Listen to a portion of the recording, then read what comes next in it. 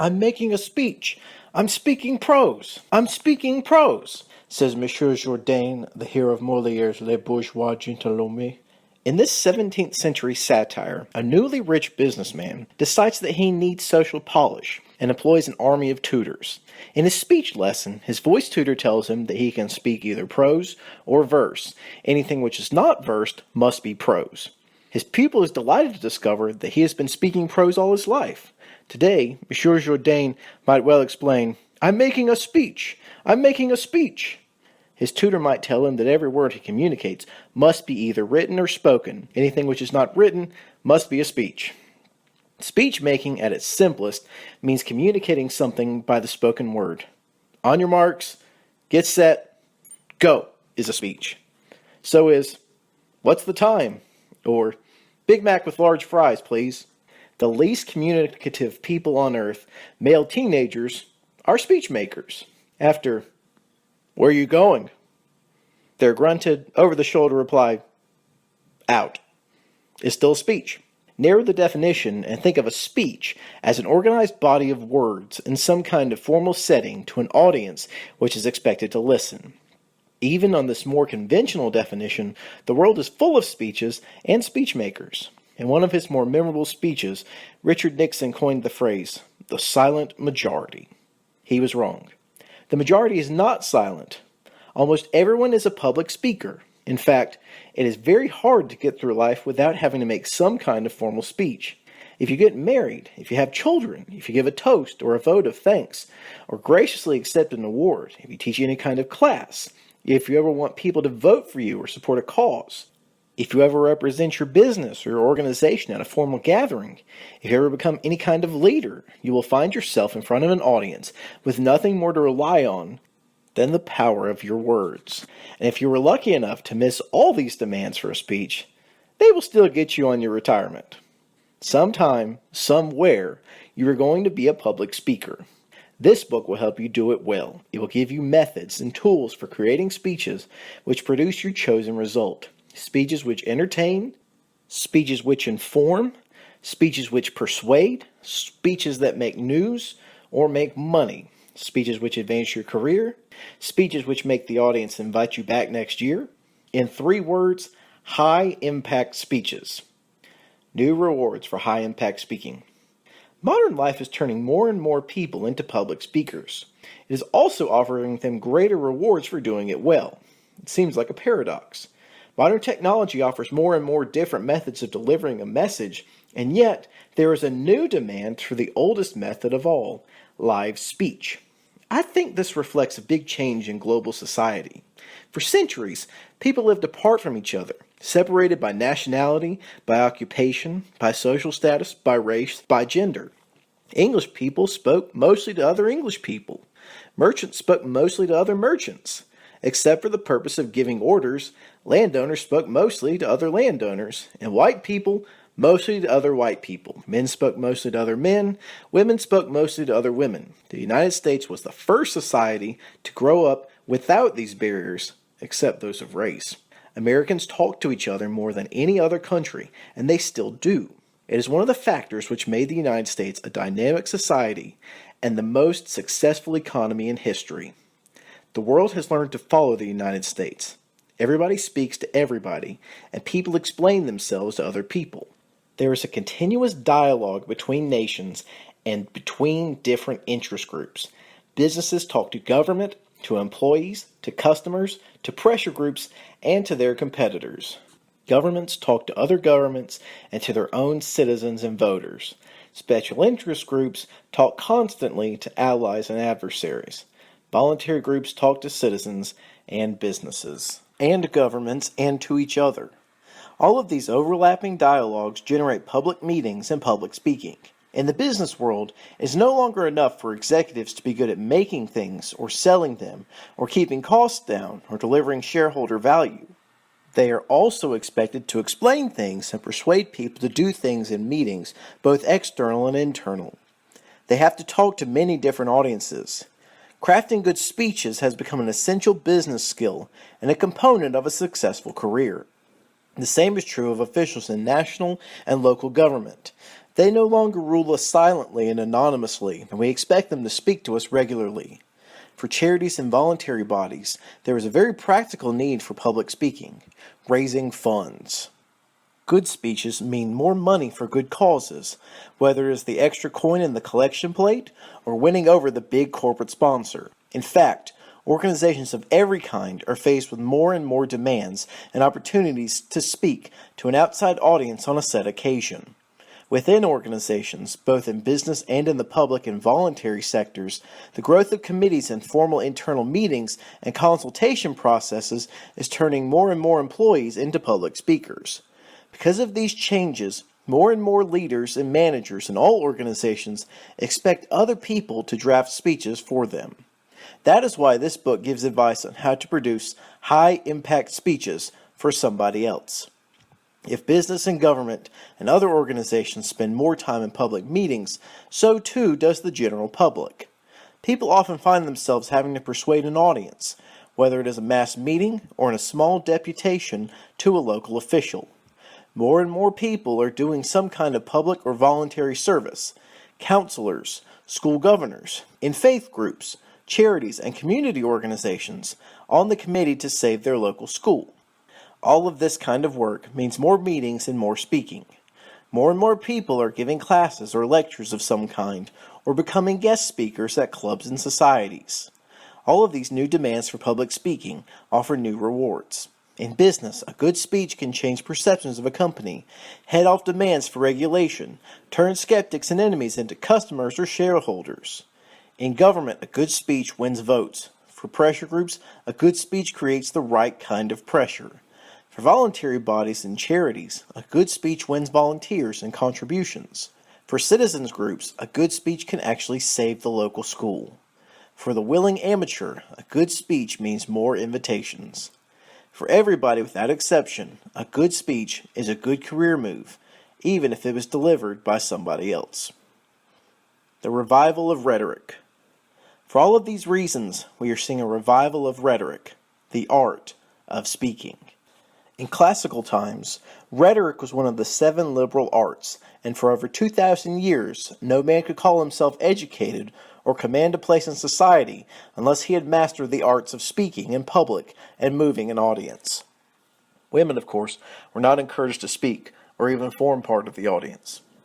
For Plato and Aristotle, who could be called its founders, rhetoric meant much more than being skillful in the use of words. It had a strong social and ethical dimension. It was one of the liberal arts, which defined a free citizen, rather than the productive and industrial arts which were used by slaves. By learning rhetoric, men learnt to be judges, lawgivers, and leaders, and to fulfill their potential for excellence. For Aristotle, rhetoric was the faculty of discovering, in any given case, the available means of persuasion. It taught men how to find the truth, how to cultivate and engage with other men, and how to persuade them of the truth. For Aristotle, a good speech rested on 3 pillars: accuracy, pleasure, and argument. Its facts should be indisputable, its choice of words enjoyable, its logic inescapable. In the Christian era, rhetoric acquired a new moral purpose, converting people and persuading them to accept the Word of God. In the Renaissance era, rhetoric became associated with 2 secular faiths, the law and representative politics. It was an essential skill for winning a case in the law courts and winning a majority in Parliament or the council chamber. However, by the 19th century, rhetoric had lost these fine associations and become a derogatory term, with overtones of facile, flashy, and false. In that way, it was used in one of the most memorable speeches of all time. The scientist T.H. Huxley in 1860, defending Charles Darwin's theory of evolution in a public meeting against Bishop Soapy Sam Wilberforce. I asserted, and I repeat, that a man has no reason to be ashamed of having an ape for his grandfather. If there were an ancestor whom I should feel shame in recalling, it would rather be a man of relentless and versatile intellect who, not content with an equivocal success in his own sphere of activity, plunges into scientific questions with which he has no real acquaintance, only to obscure them by an aimless rhetoric, and distract the attention of his hearers from the real point at issue by eloquent digressions and skilled appeals to religious prejudice. This passage illustrates several techniques of speech-making, good and bad, but for the time being, simply savor the force Huxley put into the word rhetoric. Several people in the audience fainted at hearing a bishop so roughly handled. It is an excellent example of a word being used as an emotional bullet for its audience, which is one of the oldest arts of speech-making. What other words in the passage are doing the same job of making the audience boo at Wilberforce? After a century of abuse and decay, rhetoric is enjoying a revival, public speaking the way Aristotle taught it. It has started to reappear as a college course, particularly in the United States. More and more people are studying how to persuade others in speech, and even without the benefit of a formal course, they are rediscovering the merits of Aristotle. There are still no better pillars for any speech than truth, pleasure, and logic. No other medium has so much capacity to build trust as public speaking. Other media can certainly be pleasurable and sometimes even truthful and logical as well, but they do not have the same compulsion to be so, because they are more powerful and more versatile than the spoken word. They have more capacity to manufacture, manipulate, and misinform. People are growing more aware of this. They are less willing to believe what they read in print, what they see and hear broadcast or online. Compared to live speech, the output of other media is artificial, sometimes totally artificial. A newspaper article by a celebrity may be something he or she has never read, never mind written. A broadcast may be edited beyond recognition. An online identity may be completely invented. Public speakers are not necessarily honest, but they are real. They may be using words someone else has written, but at the moment of delivery, they are out on their own. No one else can make them entertaining, persuasive, or believable. That is why Aristotle still works. Words, words, words. Having decided to be truthful, entertaining, and logical, a public speaker has only one basic means to achieve this. There are different skills in speaking well, but ultimately a good speech depends on his words. The great speeches of history work on their own, on the printed page without the aid of the orator's voice or the setting, the atmosphere, or the audience response. If you want to speak well, you need to know how to choose and organize words. In fact, you need to know how to write. By writing well, you will go a long way to overcoming the errors and the terrors of public speaking and liberating the other skills which make a speech work. The exhilaration of writing well will give you energy, unlock your imagination, and allow you new insights about the most familiar and boring subject. There are few things that match the sensation of writing well. P.G. Wodehouse described it as a series of spasms. Tom Stoppard likened it to hitting a ball absolutely perfectly with a cricket bat. By writing well, your material will communicate your exhilaration to your audience. You will win their hearts and their minds, and votes and money will follow. The discipline of writing will make you think constantly and automatically about your objectives and how to organize your material to achieve them. The even tougher discipline of rewriting will sharpen you up even more and take your words even quicker to their destination. When you have finished your first rewrite, you will feel confident in your material, perhaps even eager to deliver it to its audience. If you are speech writing for someone else, it is your job to transmit these gifts of exhilaration, tautness, and confidence to another person, but you can still experience them vicariously. Your words are your children. You love them and are proud of them, even if someone else is taking care of them. Speech writing is a special craft, but in some respects, it is easier than other forms of writing.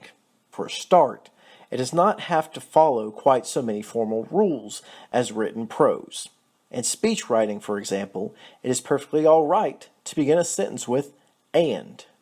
In fact, it is often a very effective device which builds a bridge between thoughts for an audience. And in speech writing, you can often get away with verbless sentences. A single word can be a sentence in a speech, sometimes. In speech writing, it is much easier to imagine the audience than in writing something to be read. You may know some or all of the audience personally. Even if you do not, you are much more likely to know what kind of people they are. You know who has invited them, you know the occasion, and why they are likely to come, and whether they have eaten and drank. You also know the setting in which your words will be received. All of that information should help focus the content and style of your speech. Compare writing a newspaper article. You may have a vague idea of the sort of people who read the newspaper, but it can never be too precise. Thousands of different people read any newspaper. They do not define themselves as an audience for you. There is no common purpose or setting between them and you. You do not know where and when or even if they will read your words. You have far less information about the audience of a newspaper article than that of a speech. You would be wise to ignore this problem and concentrate on the audience of one, the editor who is going to pay for the newspaper article. Finally, speech writing is a far more personal style of writing than written prose. A good speech is built on the personality of the speaker. When you understand that personality, whether it is your own or someone else's, your job as a speechwriter becomes very simple. You find the strengths of that personality and you set them free. You say, I am, he is, she is, a scholar, a romantic, a joker, an idealist, a teacher, a motivator, and you write as a scholar, romantic, joker, idealist, teacher, or motivator. When you have identified the personality who will be speaking, most of your work as a speechwriter is done. Of course, you still have to do your research on the topic and the audience. You still have to organize your material. You will still have to weave in stories, jokes, fine images, sweeping passages, and other big moments, and then cut most of them out of the final version. See the section in Chapter 10, All Your Little Darlings Must Be Killed. But when you know the person who is speaking, all the other work is much easier.